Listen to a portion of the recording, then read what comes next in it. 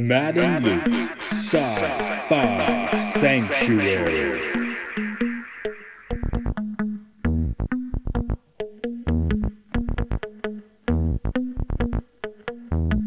The year is 3013. The galaxy is scintillating in the mellow light.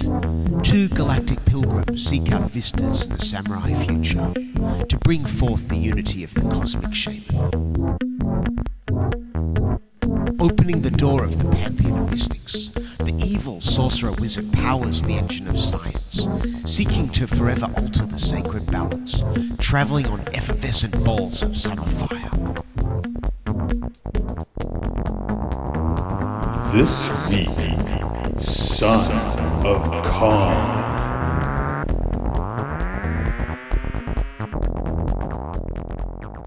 In the year 1933, RKO had a hit on their hands, and they needed to rush out a sequel, because who's going to remember King Kong in a year's time?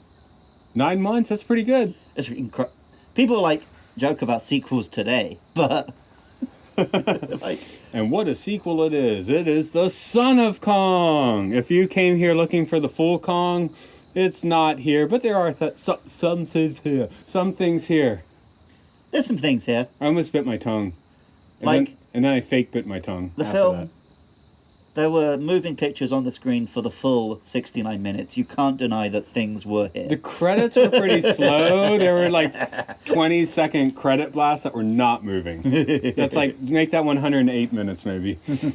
No, but it's more fun to say 69 minutes. Yeah, okay, I got you. 69 Kong. It's a thing, I'm sure, somewhere. I haven't looked it up. Yeah. Oh, it's definitely a thing that oh, I'm tied to the bed. Oh, Mr. Strong Gorilla. The people do that, right? Someone is doing that in their bedroom right now as we speak. I was actually thinking of multiple gorillas, but maybe that's darker. That too. Yeah. Anyway, that was a gag in an episode of How I Met Your Mother, where they find one of the couple's sex things that's hidden in their bedroom. There's a gorilla suit and some chains.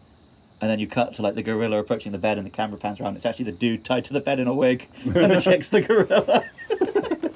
Radio. This is Luke. Hi, this is Matt. Welcome to our Sci-Fi Temple. Is this the place we've recorded the most episodes? No, that'd be your Not apartment. counting my apartment. Okay, that's not even we get guests. Not counting your apartment, yes, this is the place we've recorded the most I like episodes. it here. It's a nice spot. Yeah, it's getting a bit overgrown. It is. Well, yeah, you had to go the long way around because you couldn't come through the bushes. There didn't used to be things there. Yeah, I know. It's grown up pretty quick. Yeah. Because no one's tending it in these COVID times. See, now you're glad. No, there were 50 old people up here 2 months ago doing something. Huh. I think they were planting those. That's why there's stuff there. Maybe it's some sort of. And then there's also some overgrown, so it's a mixture of the two. Kong. Kong, Kong, Kong, Kong, Kong, Kong, Kong, Kong. I was just going to see how long you do it, because I thought you might do it for all 15 minutes of the podcast. So, how aware were you of this film? I thought Mighty Joe Young was the sequel. Right. So when I mentioned Son of Kong... And it's not. I should say it's not. It's a spiritual successor. Yeah. It is the same effects guy. Yeah. Wanted to have another try at a gorilla. Anyway, 20 years to later. my mind, Mighty Joe Young was like the sequel of King Kong, whereas this is actually the sequel to King Kong. Right. So you didn't know Son of Kong existed? You know what? I might... Man, it might even be an extra on my King Kong DVD, to be honest. And I just never watched it till now. Okay. I own separately and deliberately bought both 1933 King Kong, Son of Godzilla, this one and Son of Kong. I know you did, that's why we're talking about it. I mean, I love me some King Kong. But yeah, people are very not aware of this film. Yeah, I mean, I of course, had to look at the background stuff, and the idea was, okay, King Kong, we can't do bigger than that. You just had a giant gorilla in the Empire State Building, so it was okay, don't make it bigger, make it funnier. I don't know if it's funny, but this film is fun. It's fun. It has... I've watched a lot of screwball comedy from the 30s. I especially when I was in university, I was into that. Okay. I watched The Miracle of Morgan's Creek in a film class sitting next to 80-year-old Eddie Bracken, who's the star of that 1945 film. That's pretty cool. It is, yeah. Anyway, it has the beats of a screwball comedy, And you saw it in my notes. There's several times I was like, "Oh, they're about to start singing," and they didn't. Yeah. And it's just like they set up every cue that we're about to do a musical number, and then they didn't, which actually was the funniest thing in the movie. Right. But like the original King Kong, indisputable masterpiece and all of that, but it's very broad ideas. Yeah. Whereas this, it's a more like you say, a screwball comedy. The plot bounces all over the place, has all kinds of different things, is much more character driven. It feels like a much later film than literally the same year. Oh yeah. Well, again, if screwball comedies, My Man Godfrey, The Thin Man, even we got Ronald Reagan with Bringing Up Bonzo or whatever, that counts, right? So it is of a piece with those. Like, they did decide we're going to make it funnier, and they chose an existing template. I guess I haven't watched a lot of that kind of film from the 30s, so I'm only aware of the big iconic Kong and other sci-fis and 20s films like Metropolis. So I feel like at that time that's what all films were. Yeah, being very broad strokes, tales of heroics and larger than life characters. But I guess the comedies were all like this. Being a sci-fi podcast, I think I've already brought up the Marx Brothers once or twice, but I don't bring them up too much. But they would take this template and they just put completely insane people into them to go nuts. Right. Which is why those movies are genius. It's like, take a movie like this, it's kind of fun, right? The NPCs, so to speak, they're doing their thing, it's fine. The genius of the Marx Brothers was just to throw a couple of complete nutters into it and see what happens. Well, and that's come back around, right? Because in the 2000s, the thing was, again, you make a comedy by having a vague idea and putting a bunch of comedians in the roles. Yeah. To do bits and to ad-lib.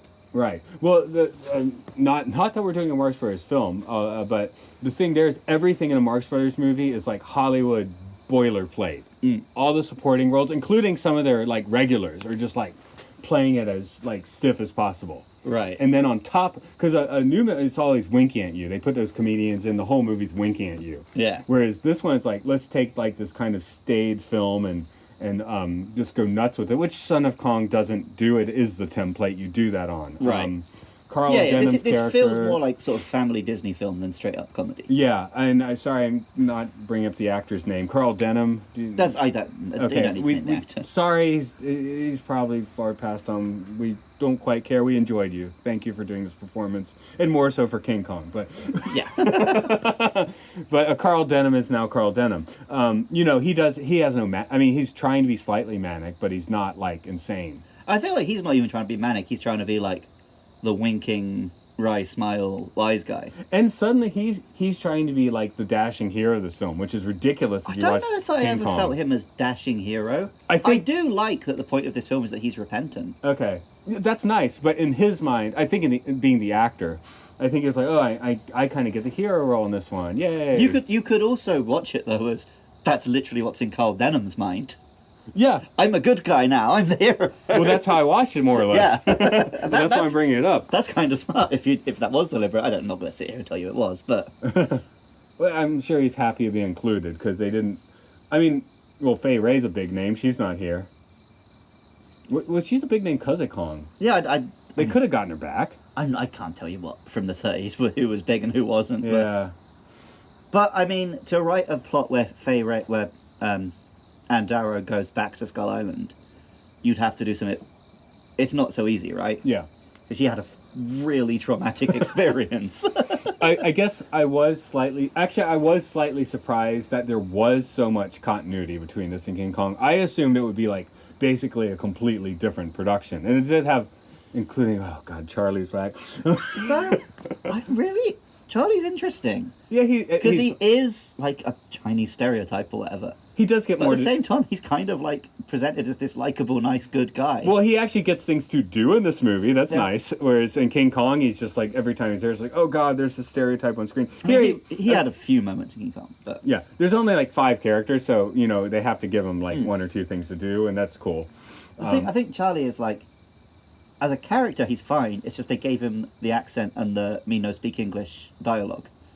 Yeah, if they change that, it's like how a lot of like there's a lot of like Chinese American comedians where they'll do their comedy like doing the stereotype accents. Like, why? With Charlie, it's just like if he just spoke even with a little bit of an accent. I mean, it would have been fine. I wonder how the actor spoke. That would be curious. I wonder if he just was like full on normal Brooklyn accent. Yeah, because with the more modern people, I'm like when they're talking like this when they're in an interview, and when they're on stage, they're going to do an impression that I'm not going to do here. So, Right. Wow, we're actually getting deep in this one quickly. Should I do the story? Yeah, let's do it.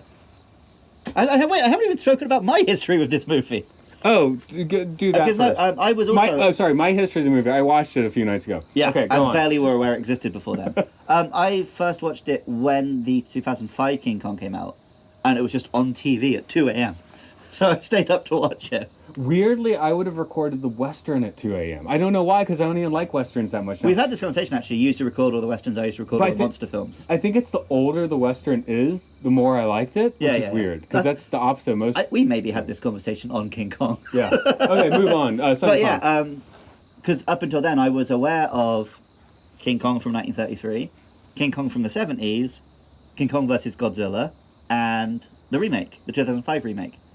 Turns out there were already 3 more King Kong films than that.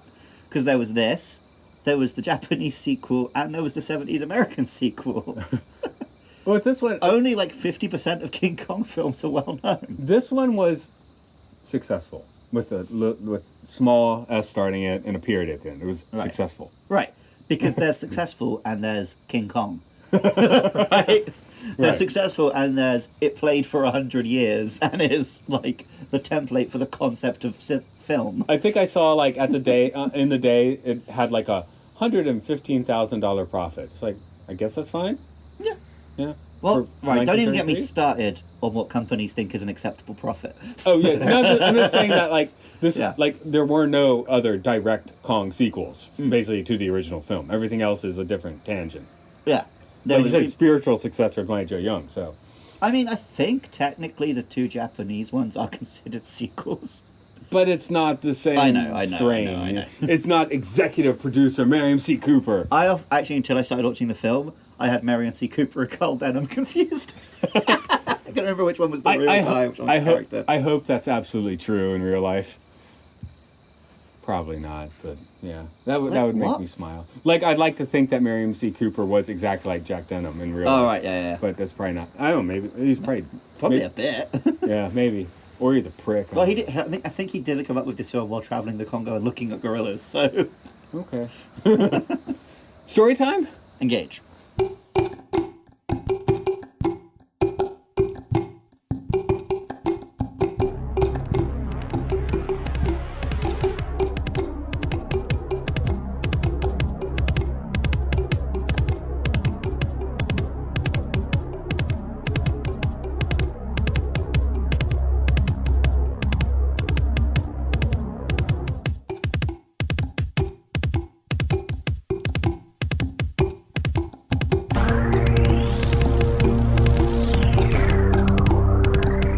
Carl Dunham is basically a prisoner of his New York City boarding house.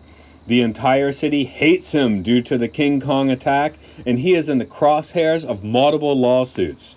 He hooks up with the skipper from the Skull Island expedition and escapes just before being indicted by a grand jury. The two run rogue shipping routes before finally running out of steam on a Dutch South Seas island. They meet local ukulele siren Hilda and Nils Hellstrom, a Norwegian skipper who has just manslaughtered Hilda's father. Hellstrom also sold Denham the map to Skull Island in the first place, and is surprised that the first expedition failed to look for the treasure on the island. The lot of them sail to the somewhat nearby island, where they get booted from the boat by their mutinous crew. Rejected by the natives, who are understandably holding a grudge, and end up marooned in the dangerous jungles of the island. Fortunately, Dunham and Hilda run into the son of Kong, who takes a liking to them since they pull him out of quicksand, and Kong serves as a protector to them.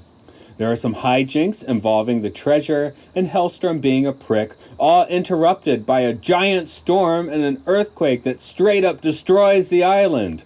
At least Hellstrom gets eaten by a sea snake as the small crew heads for their lifeboat. But tragically, Little Kong dies as his foot gets stuck in the last rock of the quickly sinking island. Oh, and all the natives die as well, I presume.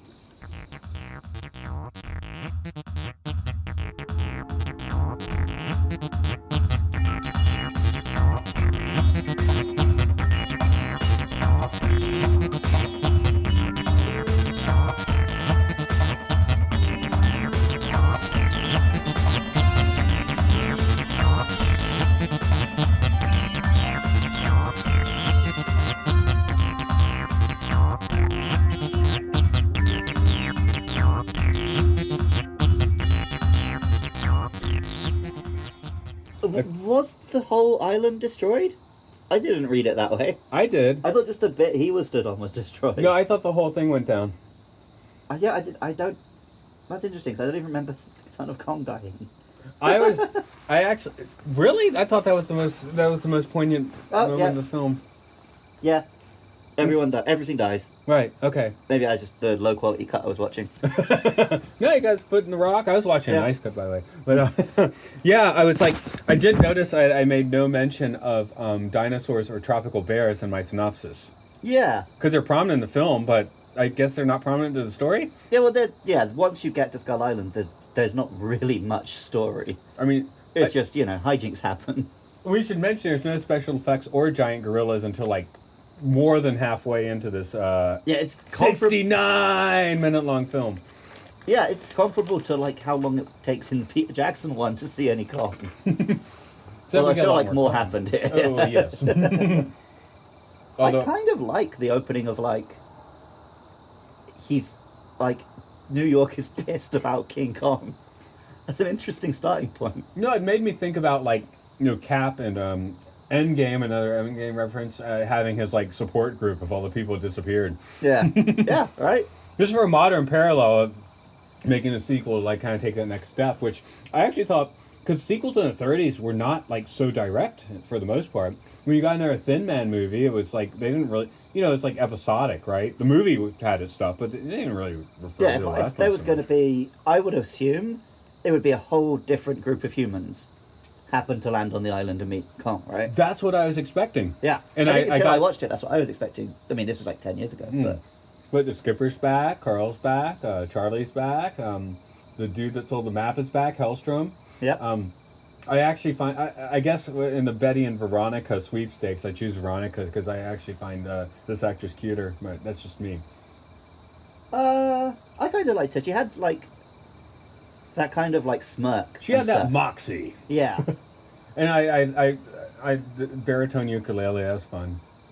Very early manic pixie dream girl, I guess. Kinda, yeah. Yeah, she had a bit more, as a character, she had more to her, I think. Well, Faye Ray just screams. She's a master at screaming, but that's about all that there is. Her, like I said, the original King Kong is very broad stroke. It's Beauty and the Beast. Yeah. She's there to be the beauty. She doesn't really, she's not there to be a character. Right. Hell is just there for the adventure. What's her name? The first mate falls in love with her in 10 minutes of screen time. Yeah, yeah. Whereas here they have a whole movie to actually have some chemistry. Right, which they do, even though you're that dude's okay, it's love. He's not too old for her, but he's too old for her. He is a bit old for her. I mean, she's 20, he's 42. Right. Are you looking at the I've got the cast open anyway, right? Yeah, okay. So he was born... It's a May-December romance. 1890. Wow, I know, right?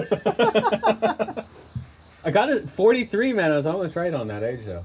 Yeah. She was born 1913. So she was 20. I got it right! Okay. You were pretty spot on, yeah. I did not look that up ahead of time. Yeah, it's more than twice her age. Yeah. So that was a little creepy. But that is just typical Hollywood to this day. It is, but... you pretend actors are 10 years younger than they are and actors are 10 years older. Yes. That was our main... That was our one complaint about Bill and Ted, yeah. Yeah, really. But honestly, yeah, I had a little movie star crush watching her on this film, so I liked her. Yeah, I really like her in this. Her name's only in the credits, by the way. He just keeps calling her kid. Because she is a kid. She does get her name right at the start because they're like, oh, let's go watch Belle Helene. Oh, okay, yeah. Yeah. And the monkey show did suck. I like monkeys, and that show sucked. I think it was meant to. That was kind of funny. Of course. Yeah, it was kind of funny. Like I said, I was writing my notes. Is this about to become a screwball comedy? But it turns out, yes, they were actually trying to do that. So. But yeah, one of the best actual gags was something like, "Oh, you ever caught a monkey, Mister?" You can say that. It's kind of funny. It'd be hard to catch the monkey. Yeah. Shock the monkey. I guess this more so than the first one. This is one where we can kind of talk about the cast. Well, yeah, they actually have lines where they do stuff. If you want Carl Denham's name, it's Robert Armstrong is the actor. Okay, there we go. Yeah, that's a manly name. Because I think the Peter Jackson King Kong did take a lot more of the character from this one than the first one. Because this feels like Jack Black's Denham. Right. A lot more. Well, yeah, this is Jack Black's Denham at the end, though, because he is repenting for what he's done. Mm. But yeah, the sort of the charming... Because he's taken. Well, he's got to be the lead. I mean, in King Kong himself, he didn't have to have any charm. He was kind of a prick, right? Right. Here, right. he is now tasked to actually carry the film. But also in terms of he's a movie guy who has he makes his money through his charm. Yes. He's like a business guy, right? And So that's it the makes skipper sense. wants him to be the guy who comes and helps him sell things, right? Yeah, I felt there was like a sitcom in that little time jump. Right. Yeah, but it's just like naming all the countries they've been to that we don't even get to see. So many adventures we don't get. I mean, some of those might have been some fun. I don't know. Yeah, if they didn't have a giant gorilla, though, fuck them.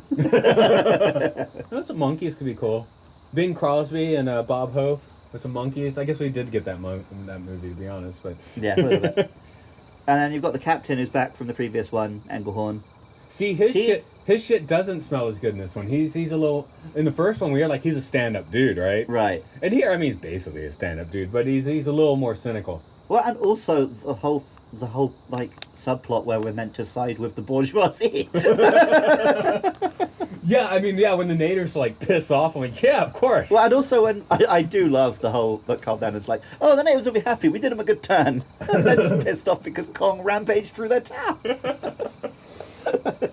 But I am right, they do all die off screen in the end. Yeah, damn. That's maybe cold. they had boats. I don't know. Yeah, well, they had a few. They give a few people. They rode away on the plesiosaurs. Where are they going to go? To FEMA Island. Right. Okay. That was FEMA the bone, but it kind of sounds like a FEMA camp. Yeah, sorry, I actually thought you were making a political statement there. I was like, I'm not quite sure we're going with that, but sure. I'm just implying that there's a whole human skeleton of islands. Okay. Laid out over this ocean. There's so many bones you could have chosen. They could have gone to Penis Island. That's not a bone. I mean, not right now it is. I don't know about you. I'll show you my bone. Oh, sorry. Okay. Why do we get more obscene when we talk about old movies? I think because they have this habit of doing things that are a little bit... they have big penis-shaped rockets and stuff, so it just comes out. Yeah, this one didn't have it. It just got Boner Island. Yeah.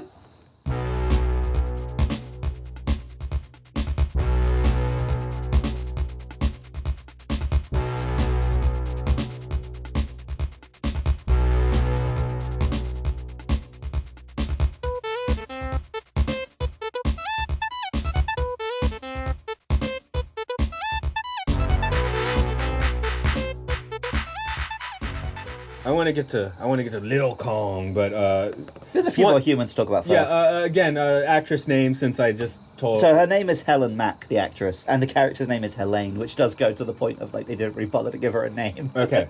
But then you got Nils. He's a pretty good villain. Yeah, we mentioned him a little bit before, but yeah, we didn't get too deep. He's very unlikable because he's in the first movie. He just He sells the just map. hands over the map. Yeah. Yeah.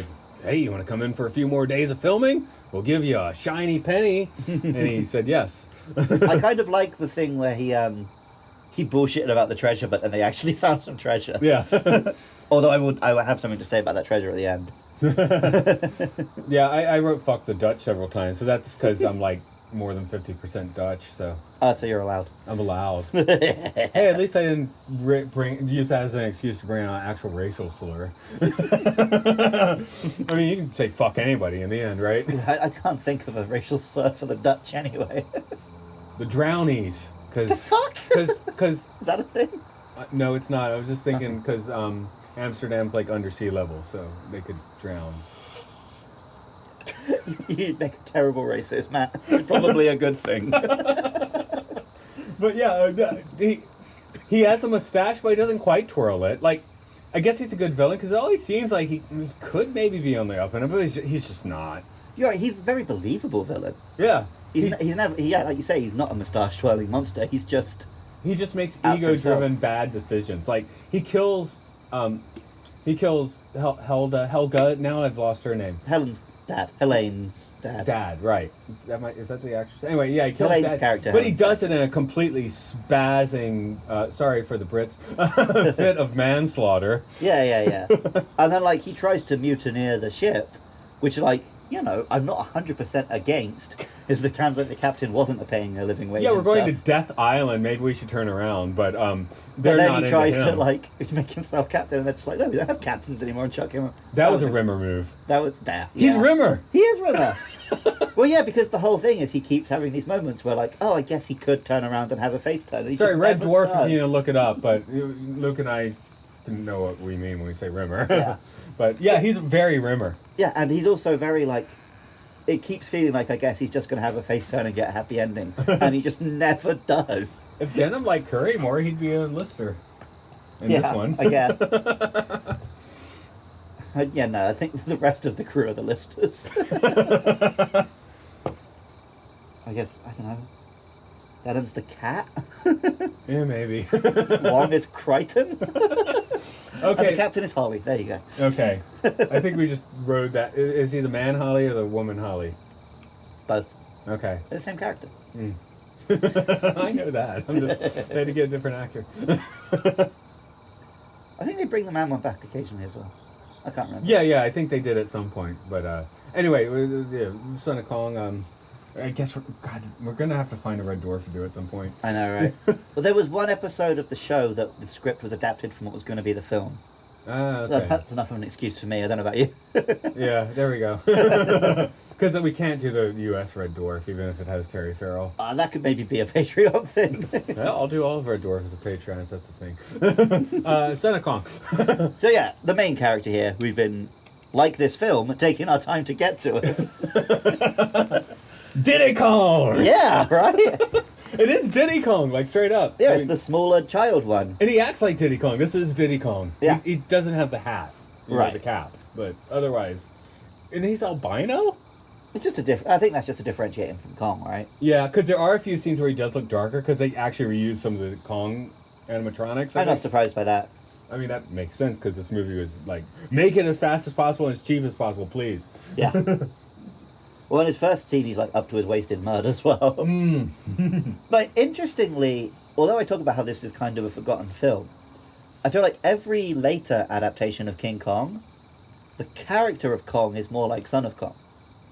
Because he's more likable. Yeah, well, he's a good guy. We talked about Kong's smirk in the first one, Right. which is... Oh, yeah, you love to watch him, but he's very much a villain in the first one. He's a monster. Right. But that is Son of Kong's, or Kitty Kong, what are we going to call it? Fuck, he's Diddy Kong. Well, Little Kong is what the cast I mostly like Diddy call Kong him. better. But, like, the smirk fits on him. That's absolutely this Kong's character. Yeah. Well, like, the original Kong is mostly a monster, and it's just tragic that this happened to him. But you're never really on his side. You never really like him. This one's part of the crew. Oh, yeah, by the end, he's just hanging out with them. He's just their friend. Which is why I blew my mind. I was like, honestly, I thought you wanted to do this film because it's so sad when Diddy Kong goes down under the waves. It is a point, yeah. Are you going to have to go... like I said, I just finished watching this film today for the second time in like 10 years. But, yeah, for whatever reason, I just couldn't quite make out that's what happened. No, So I'm going to have to rewatch that ending. see, I thought you were getting me in for that moment. It's like a Pokemon dying a horrible death. Yeah, that is. Do they die horrible deaths ever? They visit the Pokemon graveyards. Okay, says the guy wearing the Pokemon shirt, but that was basically as a joke for you. So. Yeah, my favourite Pokemon is Cubone because it wears the skull of its dead mother. Wow, that's hardcore. Yeah. Man, what if Diddy Kong was wearing the skull of his dead father? Not That'd be pretty sick. He could. It would have been like as big as him too. What if the plot of... No, you're thinking like 70s Kong who's like Godzilla sized. But this Kong wasn't much bigger than Little Kong. They say 12 feet high, whereas I would give Daddy Kong 30 About feet. 30, yeah. Yeah. Well, Daddy Kong... It's a pretty big skull. He's considerably bigger in New York than he is on Skull Island. He grew a bit. Yeah, they he really has growth exaggerate spurt. his size on New York The scene. 70s, he's just that big the whole time. Yeah. I don't even... Peter Jackson, does he have a consistent size? Yeah, but it's closer to Son of Kong. Mm. Well, yeah, he's about the size of a T-Rex in Peter Jackson. He stays that big. Okay. And also, he moves much more like a gorilla, whereas Kong often stands upright, which makes him look taller. I was thinking Godzilla, whereas American Godzilla, he doesn't have a consistent size. Yeah. 70s Kong, he keeps the consistent size? Pretty much. Okay. I've been on the ride, which Confrontation. I don't think it's there anymore, but it's fantastic. Nice. But we got two 60s Kongs before we get to that. Yeah, I know, but he grabs the tram you're in. I would love to have ridden that ride. I've seen like shots of it. I rode the ride, boy. I know. I know. Hop on one I've foot. met the big statue of King Kong that's at Wookiee Hole Caves in the UK. Oh, speaking of which, I did think it was funny when Diddy Kong talks, he sounds just like a Wookiee. He sounds just like Chewie. I had the same thought. So yeah, that's the thing. This film, it feels like it's a forgotten movie, but it actually seems like maybe it's kind of influential. I mean, that has to be where he got the Wookiee talk from. A bit, yeah. And like, it's definitely where a lot of basically any film where the monster is a good guy feels a lot like this. George Lucas, if you're a fan of our Sci-Fi Sanctuary, do get in touch with us. But we know that George Lucas is a big fan of old 30s genre he picks, saw right? this, no doubt. Definitely saw this. And even if he didn't, like his his Skywalker sound guys did. Right. Oh, yeah. Yeah, right? Yeah, clearly. But yeah, King, like Son of Kong really is like a Pokemon or a Digimon or something. Like your monster friend, you help him out of a pinch, and then he follows you around and helps you like solve puzzles and beat bad guys. And then dies under the waters, man. That it did bum me out, man. It's bumming me out currently because I didn't realize. I was like, because I was like, I told you, Son of the Mask like depressed me. It's supposed to be a comedy, but I felt depressed all day after watching it. This one I started to feel depressed because I was like, oh, is this just like a screwball comedy, like a bad one? And then after that, of course, we get the monster action eventually, and the screwball comedy. I'm enough of a 30s film fan that I like rolled with it in the end. I saw what they were doing. But If it had been longer, I think the fact that the comedy wasn't that funny would have bothered me. Because it's so short, it just felt like a fun romp. yeah, I knew Kong or Little Kong was coming, and not much farther than halfway in, because Right. you just can't Yeah. roll too much farther in a movie like this short. So in the end, I enjoyed watching it. I mean, no, it's not as good as King Kong by any means, but if you want, It's a very different kind of good. they might have. Do we move on to some of the effects? That's probably the next thing we need to talk about. Okay, let's do it. Oh, I want to finish the thought that I kind of got halfway through. Get to it. Did you pit stop now? No. It's very video gamey. There's been quite a few video games where it's like, you have this monster friend, you help him out, then you fight bosses, and then at the end he dies the sad death. But the video game would start you being marooned on the island. Yeah, well, yeah, of course. But I just mean the Kong stuff. Yeah, okay. It's extremely gamey. It would make a good Kong game. I mean, you could put in like real Kong, and do it Yeah, this well, way. I've got and still haven't played because I moved to bloody Japan and didn't bring my GameCube. The GameCube game based on the 2005 King Kong, which is meant to be like too short, so it got bad reviews at the time, but really good. Because it's mostly an FPS where you play as the people and then you get to play as Kong sometimes. If it's good enough, short can be okay. Especially when I only paid £5 for it like 10 Exactly. years later. If you're not Yeah. paying that much for it. But I actually really like the DS one, which got like 20% in every magazine. I wonder if my DS still works.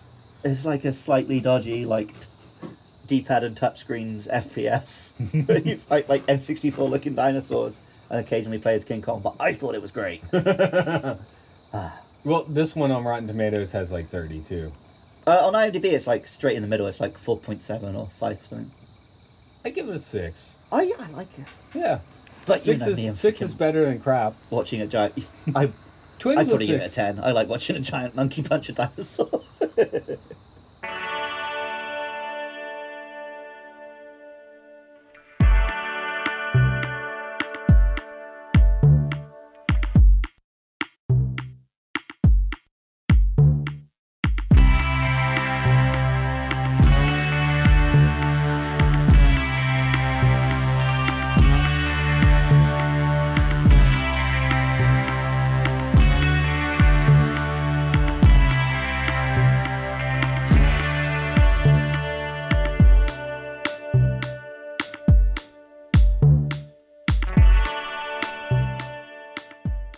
I might have been drunk, but I think the dinosaurs were better in this one.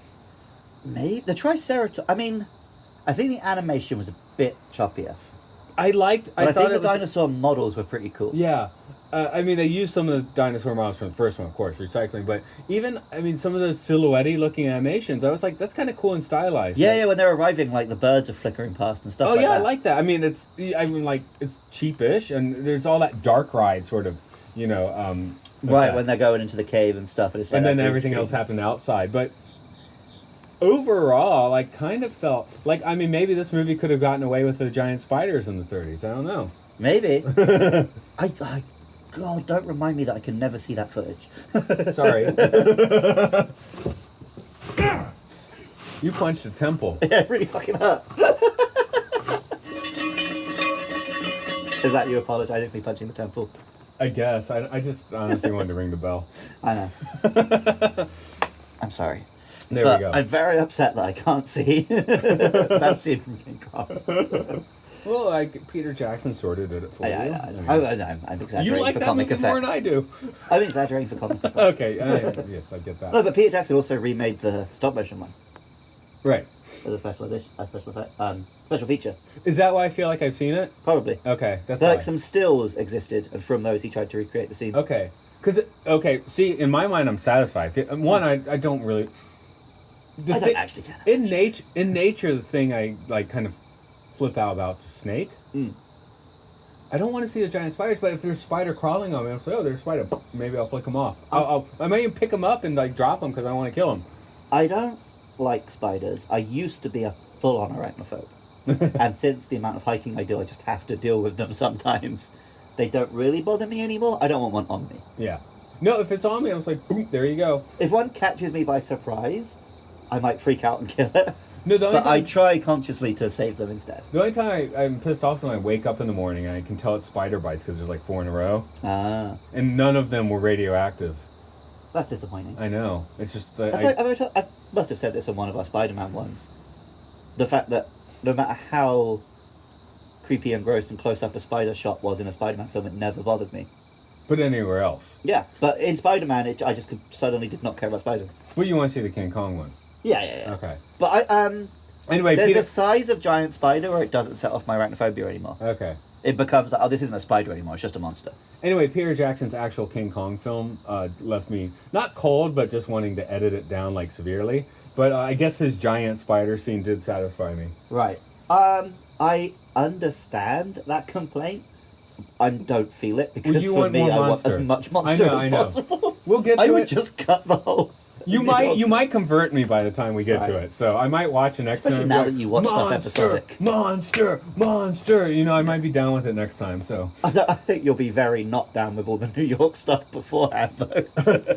I like Art Deco though, so that might. Oh, give it a pass. my argument has always been that because the film is no longer coming out in the 30s, they have to set up the setting. But The last time I had the withdrawal and the ability to just totally set up my own apartment, it was like full on Art Deco. that's pretty cool. Yeah. Mine is just whatever I can get hold of. Well, now I'm like, it's like Japanese stuff. Yeah, this then- is what the wife says. Okay, yeah. Well, I mean, someone's been there for like 100 years. I'm not going to screw with that. Right. You mentioned my Swank studio, which is in a, very old tatami room. That's been renovated. It doesn't feel old, but Yeah. it's been there a while. That's cool. And I mean, tatami, that's cool. Paintings on the plates or the walls or whatever. That's cool. That's Japan. That's right. That is a cool part of Japan. Yeah. Yeah, so effects in this movie. I like them. I think they look Well, charming. They saved their wad, didn't they? They Yeah. knew they couldn't do too much, so they were like, okay, let's do it all in like one big burst. Yeah. And But it- both times Kong fights another monster in this are fun. Oh yeah, Like the bear. I love a bear. And it I doesn't was kill like, it as well, so I was like, what? what the fuck is a bear doing on a tropical island? Fuck it, I don't care. I What's a gorilla didn't care. doing? It was cool. I like it. I'm just like, what? It's like Lost, where like the polar bear shows up. Yeah, basically. It's like, what the fuck is a bear doing here? I mean, this could be like it could be like a velociraptor, you know? But Kong and the bear do look a bit better than the dinosaurs because the fur covers up a bit of the shoddiness, I think. Yeah, but they are good dinosaur models. I know. And I just love watching him fight. a Oh, dinosaur. as a fun fact, I believe Peter Jackson actually owns most of these dinosaur models now. Nice. And one of the animatronic Kong arms, though someone else owns the other one. Oh, cool. So, you know, I think I am looking forward to getting back to the Peter Jackson one because I am, now that we're working through them, I'm like, I can understand like at least where he's coming from a little more. So Right. if he wanted to make that 3+ hour movie, I mean, at least he was like motivated. Well, yeah, properly. if it had just been like... Because a lot of films come out these days and they're that long, and it's just because the studio thinks that's how long films have to be. Yeah. Whereas At least- I know with him, it's because he's a big fucking King Kong nerd. Yeah, at least and he he- wanted to make 3 hours of King Kong. Exactly. At least it's because he was over eager and not Yeah. padding stuff out. Right. Despite this film's running time, it does pad stuff out. The So first half is really dragging its heels, yeah. Yeah. Definitely. Well, yeah, because this is a film made with, like, no budget. And Peter Jackson's King Kong is a film made with a budget that absolutely takes the piss. But that is the charm of a 30s movie. Yeah. In part. I mean, again, a screwball comedy is like the first half of this. It just has better writing and Well, and Probably. comedians, not and just comedians. dramatic yes. actors. yeah. Right. Design the island looks like King Kong. Yeah, I'm sure they must The have reused ship some looks sets like and they stuff. reused a lot of stuff. I guess the island's new, but it's probably not anyway. They probably used it from another movie. That would just be from some... Yeah, there were lots of films Maybe about Road to traveling around Singapore Asia, used it right? next, getting back to that Bob Hope and Bing Crosby. So, I guess we'll just talk about Son of Kong himself. I thought we did, but the, But, like, the effects. the effect, the Yeah, design, yeah, yeah. that he's like a white King Kong. Yeah. There's a Monster Hunter monster, which... Because the first podcast I had that actually sort of took off was my Monster Hunter podcast, Monster Mash, which should be back on the airwaves as you listen to this one. But that was before I had a sci-fi podcast. So I used to really try and shoehorn King Kong conversations in whenever I saw a monster I could get away with. Now you But can there Kong are- all the time. there are monsters in there which are clearly based on like King Kong or Godzilla. But then there's one that is just a big white monkey that you fight in the mountains. So of course it's a little bit Yeti. But it did feel like, I'm pretty sure these guys know it's a bit like Son of Kong. Like, Yeah. if you're the team making Monster Hunter, you watch some monster movies, right? Like, It's a black and white movie though, so sometimes it's like, is the lighting different on him? I mean, no, he's definitely albino. There are shots where you can tell. But like, I mean, yeah, it's a black and white movie, so how else do you differentiate him from his dad? One's black, one's white. Yeah, That's the two colours you've got. Yeah. If that happens though, you should be like, where does this baby come from? Is it from me? I mean, maybe they're just born white and they go black when they grow old. Or the opposite of a silverback. Ah, okay, that's cool. My theory. Yeah. Although, what's interesting, pretty much every later Kong movie makes a big point of him being in the last of the Kongs. And yet in this one, there happens to be a baby. Well, he's a footnote of the Kongs. Yeah. I mean, by the end he is, because they freaking destroy the island for no That's what I'm reason. getting to. Yeah, I mean- how do we... There's just like randomly an apocalyptic Well, ending to the island? Do you think it's random, or do you think it's because they stole the gems from the temple and brought down the wrath of the gods? I thought that's why, and then I looked back, I was like, no, the island just goes under. But it does happen as soon as they do that. I so. thought we were gonna go like Raiders of the Lost Ark, but yeah, okay, maybe But, it's right, like subtle. I think that is what happened. It's just that this was made at a time where it's just like, oh well, who cares? We got the gems.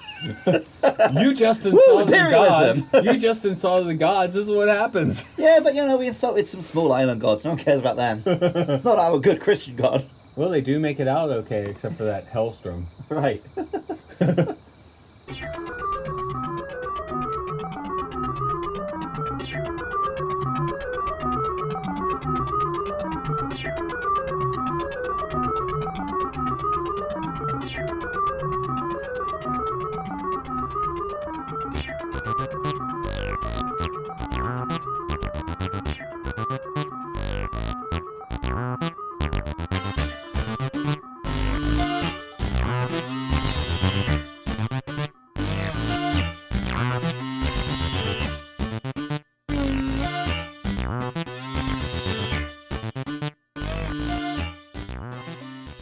So this bothered me when I watched this film at age 14 on BBC Two, and it bothered me again when I watched it at age 30 on a train.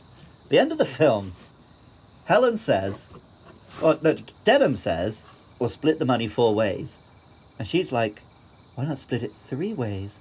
1 for the skipper, 1 for Charlie, 1 for us. Okay, that's very romantic. That's nice. We would be giving up 1/3 of our money if we did that. She's just a girl. But Denham didn't point it out either. Like, He's an idiot. if they take 25% each, they're getting a full half of the money, not just 1/3. She's being altruistic. She's like, the money doesn't matter. I just want to be with you, my 20-year-old older than me lover. Also, they should take their shares of the money separately Yeah, of course and they not should. marry until after he's gone through all his lawsuits so that their finances are not connected. Of course you're right. They're doing shorthand. She likes him. How else do we do that? She's a dame. Dames can't do math. But I think it would have been great if Denham had said all of this right after she said that. She's like, that's sweet, kid, but... No, I did run the numbers when I was watching the movie. You know, I got that. Yeah, put on his little visor and got out his notebook and started doing When you said I want to talk about maths, I didn't know where you're going. But now that you're on it, I'm like, oh yes, that did occur to me. Like, but you get 50% if you take the first Right. thing. I literally ran the numbers, so yeah, they'd be getting 1/3 less money. I didn't literally run the numbers, so I'm not going to call you on that. But I was bored on a train, so... anyway, it was a lot less money in any case, even, Right. right or wrong. So yeah, that's not the best choice. And also, like I said, until all of those lawsuits have gone through, don't combine your finances. Because he can just declare bankruptcy, get it all cleared, and then marry her. So this movie, it was like a little boll weevil, right? It just like snuck. I guess it was reasonably successful, and then it just snuck on underground and Well, never really showed up again until like 15 years ago, more or less. But yeah, and maybe it had like VHS releases as well. It did, but I But mean, yeah, until... I bet every time a new Kong comes out and people talk about Kong, someone somewhere discovers this one for the first time. yeah. But it's just, I the did. original is, you know, King Kong. It's like It is for films what, like, the Odyssey is for plays. So, like, what Super Mario Brothers is for games. It is why we now have blockbuster movies. But with this one, it's like, it doesn't hold up. It's not particularly good, but because of that time capsule quality, it's like pretty fantastic to watch. Yeah, it's fun.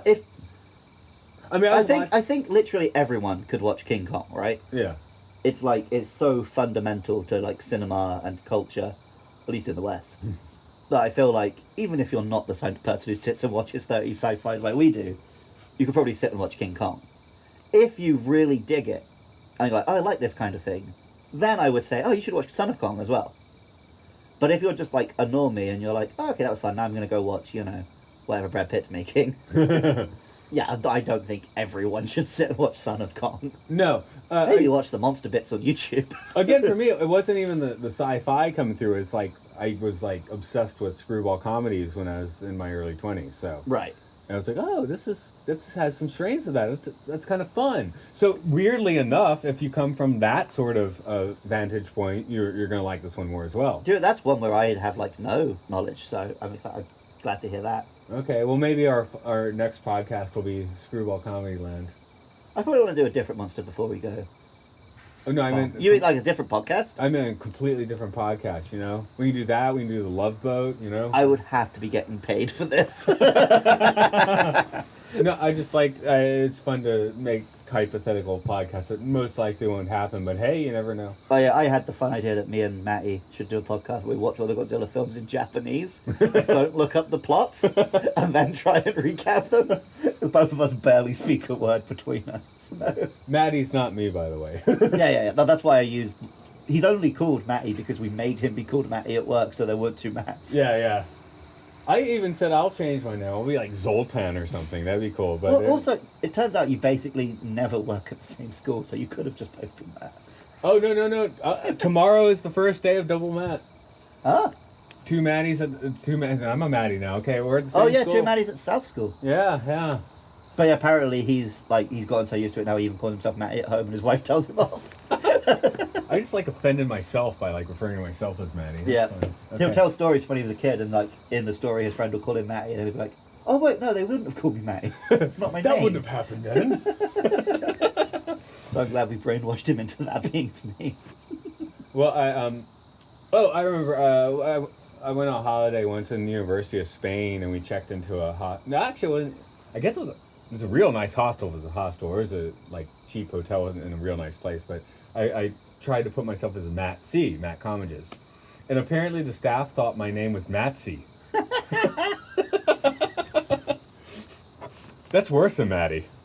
Matsy. How would you... What, so just M-A-T-T-C, and they pronounce it Matsy? I think I said it, and they were writing it down. Right. That's it. I said it. I was like, Matt C. Okay. Matsy. Matsy! Yeah. I want to call you that now. Hey, Matsy! I guess it's not completely wrong. It's just annoying. Yeah, if I saw like M-A-T-T-C and had to try to pronounce it, I'd be like, Matic? Is it Russian? Like, I think I am I Matic. want a Russian name. Matavanov. Yeah. Anyway, it doesn't hold up yet. It holds up better than a lot of movies. Maybe because it's lineage. Maybe because it did take absolutely weird moves. You know. I mean, the thing is, we're making a sequel to Kong. We need like a proper adventure film. When this was like, yeah, let's have a lark of it. Yeah. Well, and like we said, it was surprisingly was a sequel.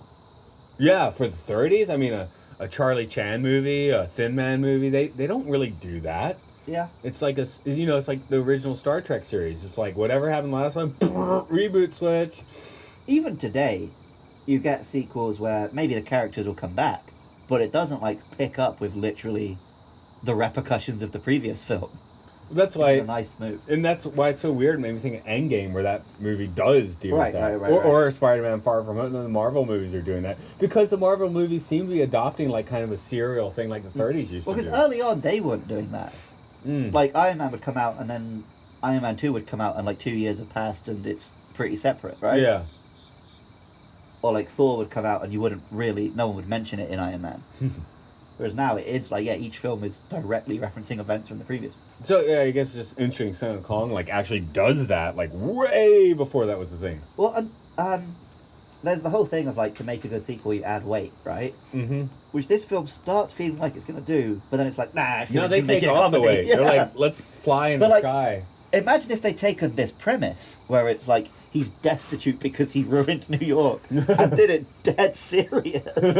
Like, That'd be half the depressing. film is court cases. He, like, flees from the law. He's, like, getting this treasure to try and pay it off. This movie's Like, the Son Blob. of Kong dies. Yeah, this movie's the Blob.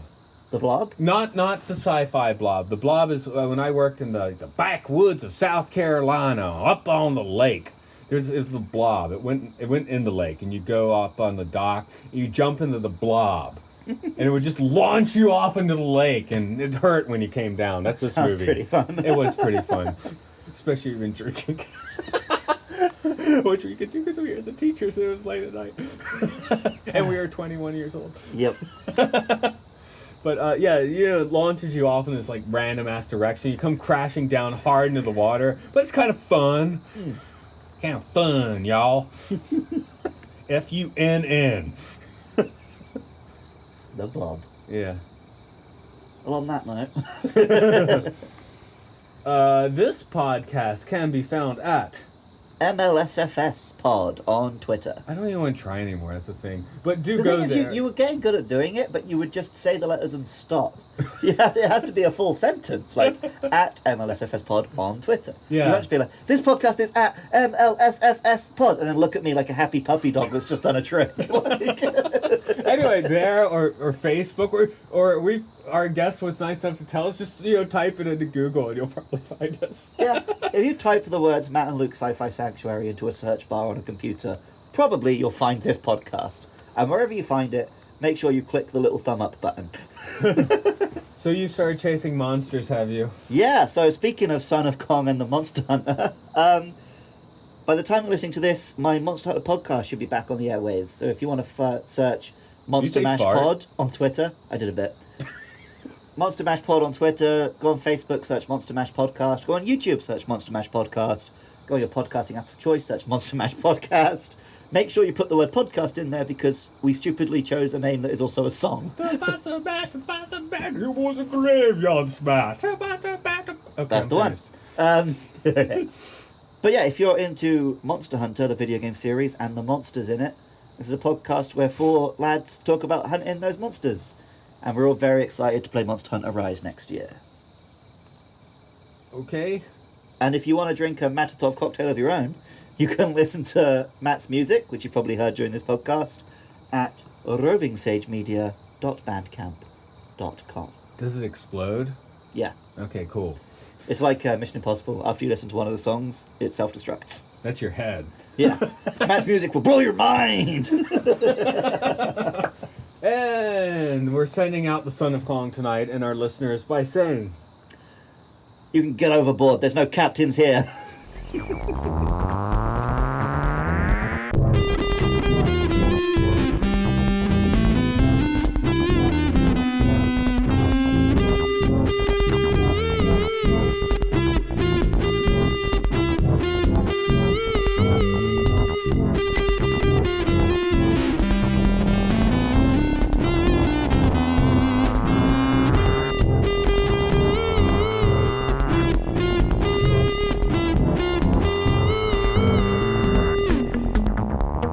Next week, Godzilla, King of the Monsters.